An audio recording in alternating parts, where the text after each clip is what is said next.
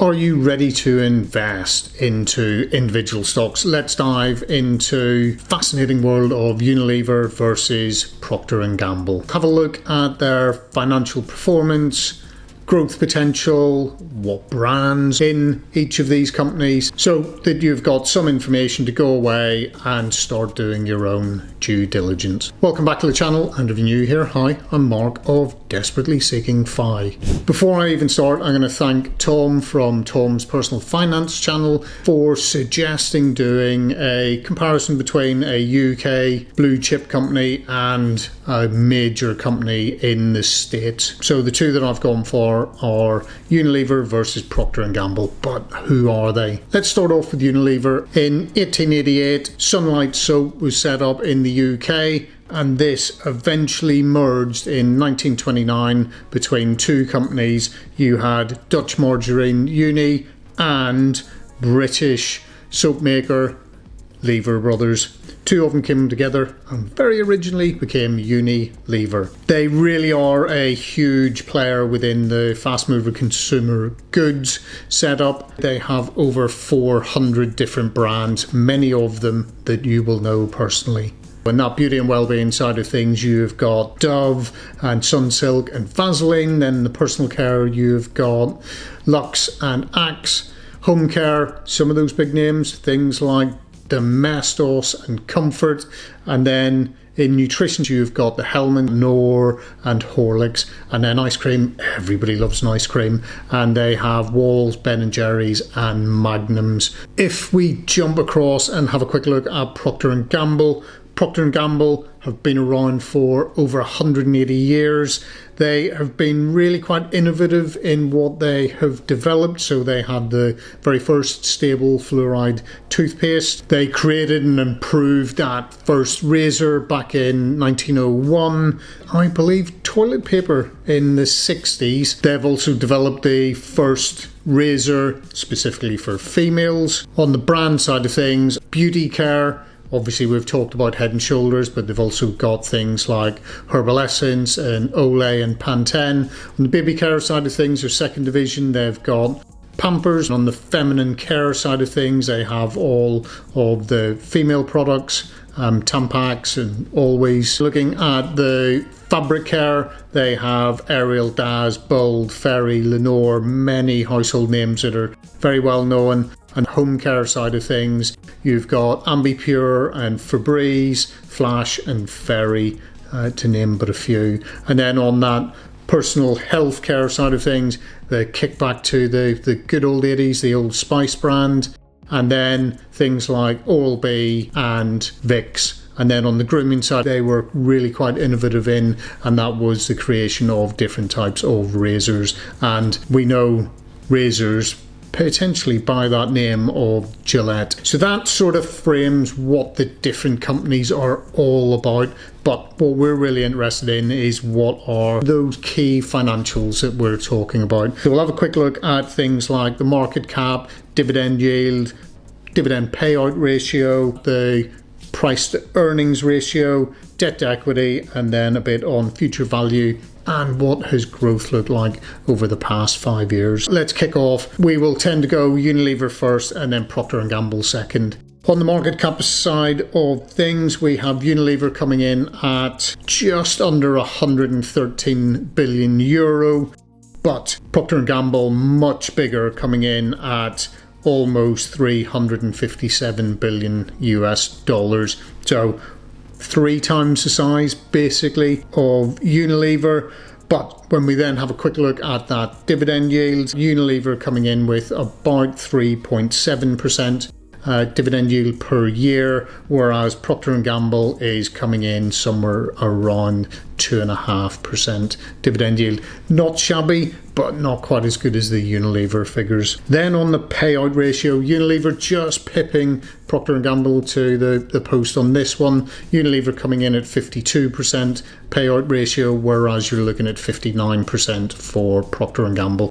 And everybody who watches my channel knows that I like to be somewhere in around that 50% payout ratio. So both of them are reasonably acceptable. Looking at the price to earnings ratio, we are looking at Unilever coming in at about 13.6, and then Procter & Gamble a bit above the average for the S&P 500 is coming in at 23.9. So if we are looking at where is there potentially a bit of more value, you are looking at that potentially being in the Unilever brand. But we then flip and we have a look at one of those other really key financial factors to look at, the debt to equity, and we've got Unilever coming in at about 134%. This is too high for me normally, but if we have a look back over the past 5 years, we can see that that has gradually been coming down. 240% debt to equity, and that's just showing you that they are managing to chip away at that quite considerably over the past few years. Procter & Gamble debt to equity of in around the 75%, which isn't that bad, but what we end up seeing is that their debt to equity has actually gone up from about 60% up to about 75%. So it is going up, whereas you've got Unilever trying to bring that down. We will come on to some of the mergers and acquisitions that have taken place over the past decade or so, and that potentially plays into some of the costs that these companies will have actually picked up over time. If we then have a quick look at how do these compare using the DCF model that simply Wall Street use, you have Unilever coming in at an undervaluation of 15.7%, whereas we have Procter & Gamble coming in at a little bit better value than that, coming in at 23.1%. And let's have a quick look and see what analysts are talking about. The average price target for Unilever is coming in at about 4,200 pence, and that is looking at an upside of about 6.4%, whereas we are looking at an average of about $163.44 for a stock of PG, and that's coming in at a price target of about 7.95%. So Procter & Gamble sort of leading slightly on this side on both of those being undervalued and the price targets. And then what are we looking at on the compound annual growth rate? You will see that Unilever has come in at a minus 6.4% CAGR, whereas you've got PG coming in with a CAGR of about 12.4% in the positive. If you're finding any value in this type of content, I would love it if you could smash the like button and think of subscribing, and tell me whether or not you own either Unilever or Procter & Gamble. At the moment, I own neither of them as individual stocks, but I do hold them through several of the ETFs that I hold. So how do these companies keep evolving, keep innovating? It all basically comes down to what mergers and acquisitions can they actually go through. And you will find if you go on to the company's own website, you can just have a quick look and it will tell you about what acquisitions and what disposals those companies have had. And on the Unilever side of things, they were buying Smarty Pants vitamins back in 2020 alongside the sale of an ice cream company in China. In 21, they managed to buy Paula's Choice, a leading digital skincare brand, and also bought On It, a holistic wellness style company. If you have a look at Procter & Gamble,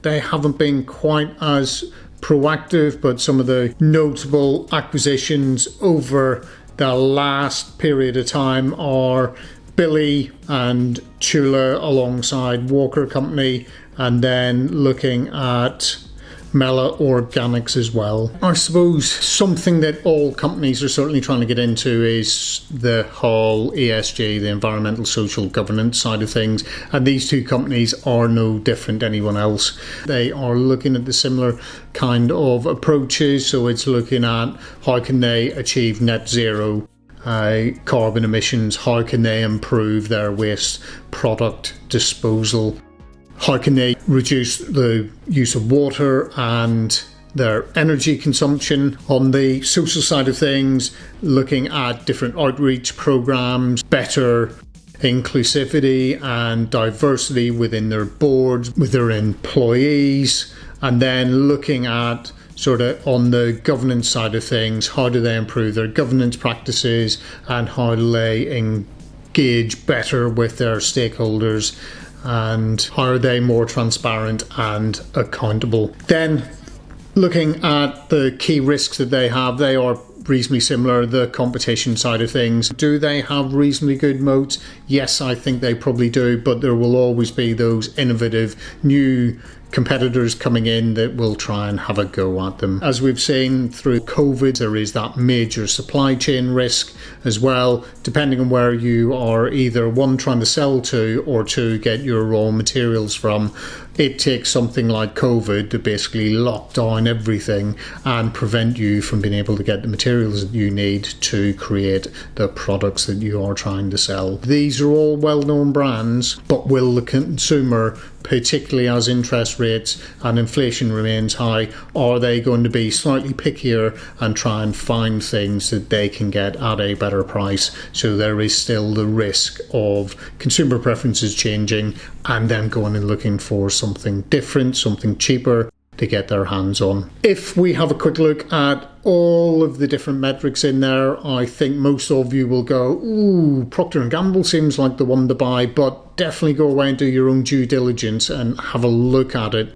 But why don't you go and have a look at the playlist of my ETFs and you can go and have a look where you can purchase these companies within a basket of stocks. Thanks very much for watching and I will see you in the next one. Cheers, bye.